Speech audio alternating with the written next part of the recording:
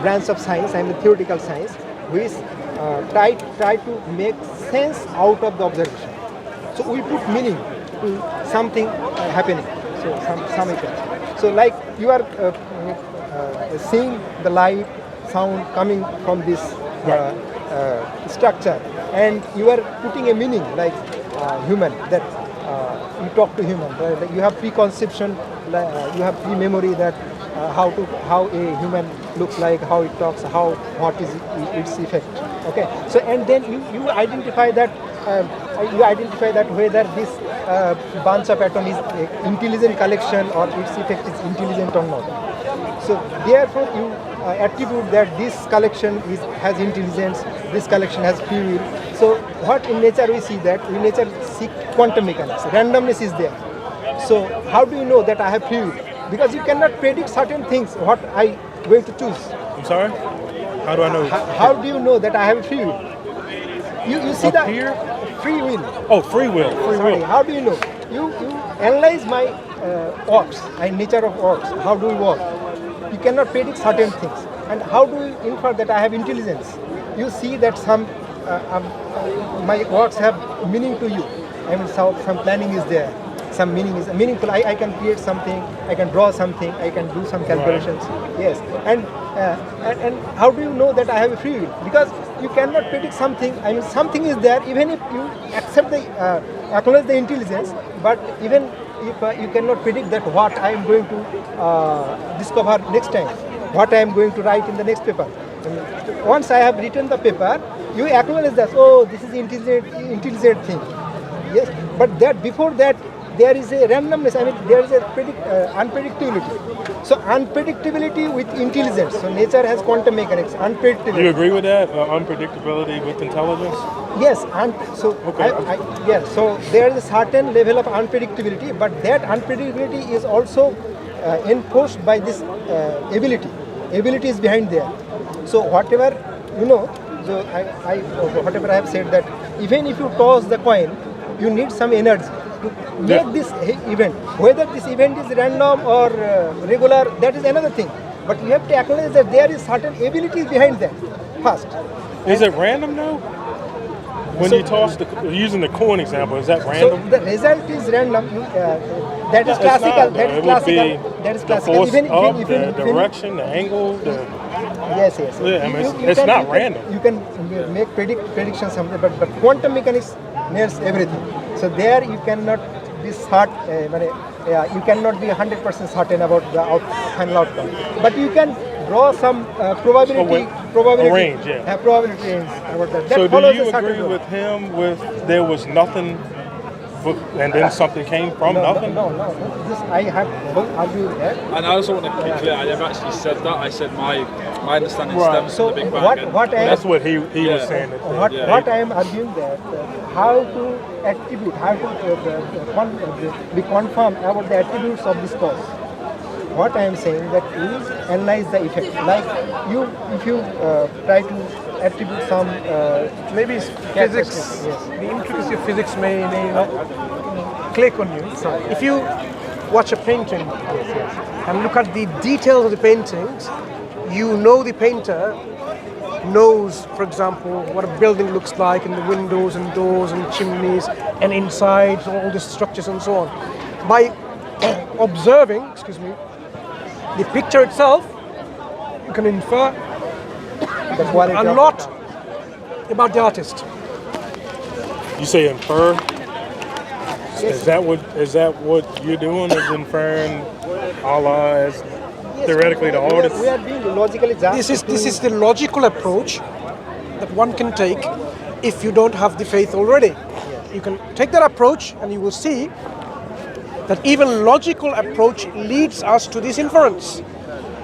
Someone who has a faith, we don't have to start from scratch. We have various other reasons why we believe Islam is true, Quran is true, Prophet Muhammad is true. Well, sorry, I'm about to leave myself now. All I want to leave it at this is because I believe that scientific theory, if you want to study religion as well, that should be fine. But I think that when people study religion, they should also study scientific study and methodology alongside it, because I think that when people just accept like one version of a story or an event. But science does not contradict God.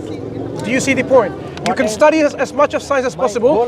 His whole argument is try to tell you science, in fact, confirms the existence some of... factions of Islam don't believe in the theory of evolution. So that's What does evolution have got to do anything about God? It's within laws. Absolutely. Maybe not with God. Look, the origins. just of the one second, Ken. universe. I think here's the problem. Evolution seems to be a comfort zone of the atheists. When evolution does not explain the origin of matter. Irrelevant. The Evolution. origin of matter, to me, as not believing in any. Does evolution explain believing that? in anything. Martin, does evolution explain that? Origin of matter? No. Exactly. So evolution is a red herring. You don't need to bring evolution in when we want to a talk whole lot about. of other stuff out. It's such a Kane, big part of when our, it comes to the origin of the universe, the cosmos, bringing an evolution in is a red herring. It's irrelevant. It's still part of the time. No, timeline. we're talking about. Evolution is still its laws. You need energy and all this randomness. Which it has. We have fossil records of Neanderthals, Denisovans. No, that I'm not talking about. These were all evolutionary stages from which humans grew from. Because do you know how humans actually came to be? So what is the point we are discussing? We were originally chimps. So much of in a comfort zone of the atheists. Evolution is a comfort zone. Evolution does not deny God. Rather, the process of evolution, we explain that you need energy, you need laws, you need that number. So what I have already discussed. I'm not disagreeing with those laws of nature, which I've reaffirmed from the very beginning. If you accept laws of nature, that means this intelligent being is there. It doesn't necessarily mean it's an intelligent being. When you say laws of nature, it means there's a point of origin. Which when you say laws of nature, is nature conscious? I don't believe nature is conscious. Right. So how does nature transform things in organized complexity without being conscious? Through the laws of nature. Hang on. The laws are there. Yeah. It stems from the point of view of the universe, but again, you're trying to brush over. Think about something. Let me just go back. Kane. Think about it. Think about it. When a human embryo or any embryo develops, right? The cells multiply. As the cells multiply, they eventually form from the cells to tissues, and from the tissues to organs, right? So say, for example, initially there are cells there which are indistinguishable from any other cell, okay? The cell starts dividing. Eventually they will aggregate together in one place, the heart, and they make the tissue of the heart and eventually the organ. Now there is already a program for them to go there. What's telling them to go and aggregate there and not here in the stomach? Because these cells will differentiate into the cardiac cells. They're slightly different than other cells. Likewise, the cells for the kidneys or for the lungs and so on, they're different. So all cells are differentiating. How are they going there in a specific place to accumulate together and organize themselves in this particular organ? Because there's a program. The question is, you believe in a blind programmer.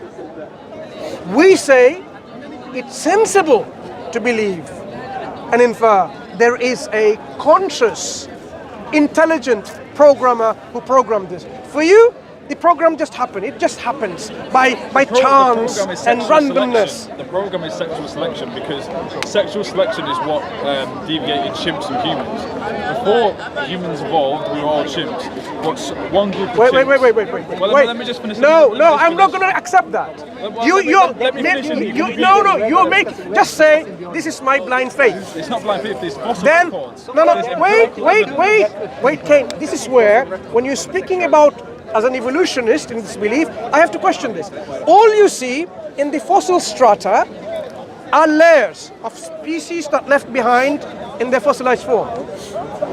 You are assuming one form gave rise to the other.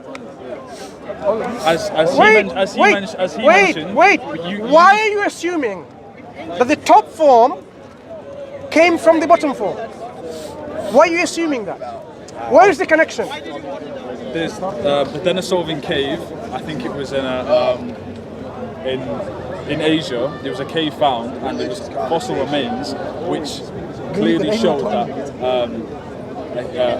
a form of a human existed X amount of years ago. I'm not sure the exact time frame. So that's verifiable evidence of how weak You don't understand evolution and the fossil record at all. When you have fossils in the layers, you see these are layers, yeah? You have one fossil here, one fossil there, one fossil there, and so on. Why did you make an assumption this fossil evolved from that? All you see, wait, Kane, wait. I will give you the chance to explain. First, understand the problem. Why are you assuming that this evolved from this?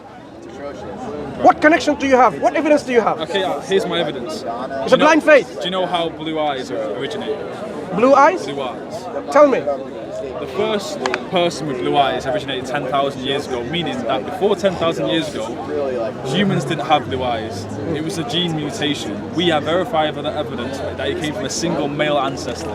And that ancestor reproduced, and any person that has blue eyes today is a descendant from that ancestor. That's your evidence. That's evolution, because we evolved, or that group of people evolved. Have you heard about irreducible complexity? Sorry? Irreducible complexity. I've not. Okay, let me give you an example of a mouse trap. Yes. Do you know what a mouse trap is? Trap a mouse, right? Put some cheese in there, and there's a trap, there's spring. And when a mouse comes in to eat the cheese, that's it. Can a mouse trap evolve by itself? Without anyone making it? This is called such complex that you need all the pieces together to function. You cannot have just a spring by itself, and so on. You cannot reduce it to one component. All of these components have to be together to function. Do you agree with that? The eyes. Yes. So, sorry, do you believe in sexual selection? Wait. Your understanding of evolution is really, mundane level basic. What I'm saying is, have you studied genetics? A high level, yeah. Which level? University degree? Not a formal university. I'm saying at a high level. Hang on. I know, for instance, that. Wait. Did you study genetics in a university? No. Degree, master's, PhD, and beyond? No. So it's a basic level. All you have read may be books that talks about this in detail. That's not a high level study. The foundations are quite clear. Hang on. I studied genetics during my module in the university degree. But I'm not claiming I have knowledge about genetics. But I understand the mechanism. What I'm saying is, your knowledge comes from propaganda materials from evolutionists that you've read. You've seen their videos. You've read their material articles. You may have read some of the popular science books they produce. That's all, isn't it? Have I missed anything? There's also empirical evidence. Hang on. You haven't done any experiment yourself. All you have read is by those propagandists, evolutionists, and they say, this is our experiments we have done, and that's what you've read. Have you really gone through the paper and understood that paper and the article? Have you gone in your laboratory and verified that experiment? Verified the sources, yeah, from a... No. Have you done the experiment to verify it? You haven't? Good. So you're taken by blind faith. But I'm just asking you. So wait. I answered your question. So no. You haven't answered. You have not answered my question. So now, when you have a level here, a fossil, and you have another fossil in here. Do you think he's being fair in this? Well, look. I'm asking you a very simple question. You have a fossil here and a fossil there in the two layers.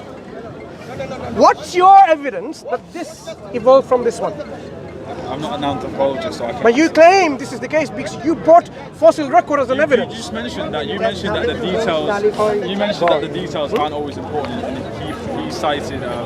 I'm saying that evolution has nothing to do with nullifying God. Yeah, because even you can have a belief system in which. You accept the theory of evolution. Just to, brother. Yes. I'm telling you what you said. Even you can have a belief in which God has put this mechanism of evolution to happen by these selection pressures and so on.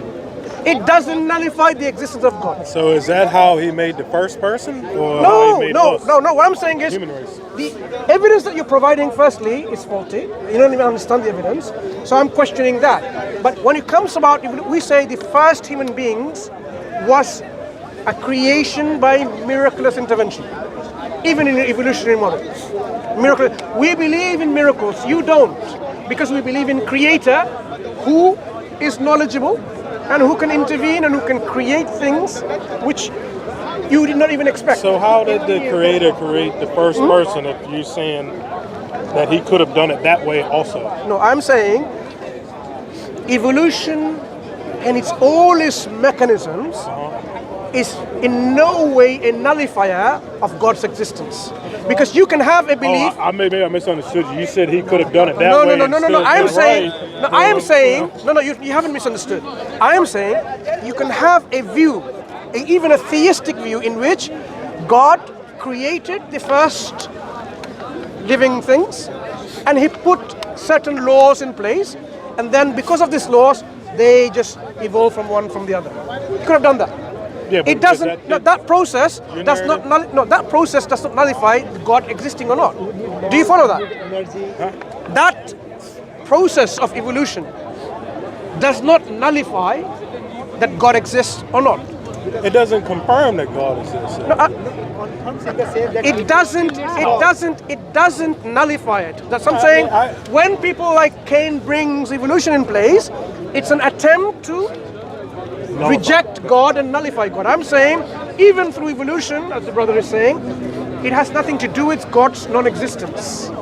So you need to now explain from an atheistic perspective, why does something exist rather than nothing? Why do we see organized complexity and transformation without an organizer, without a designer? Because we see throughout design.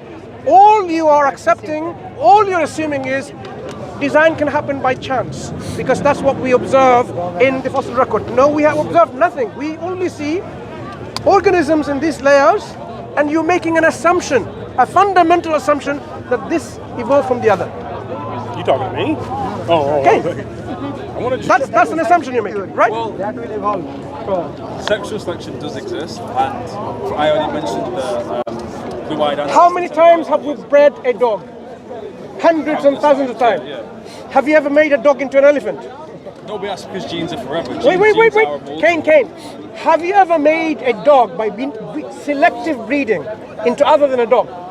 Well, that's not possible. Have you experimented in your lab and kept on breeding a dog and changed the genetic material and then transform itself to another species?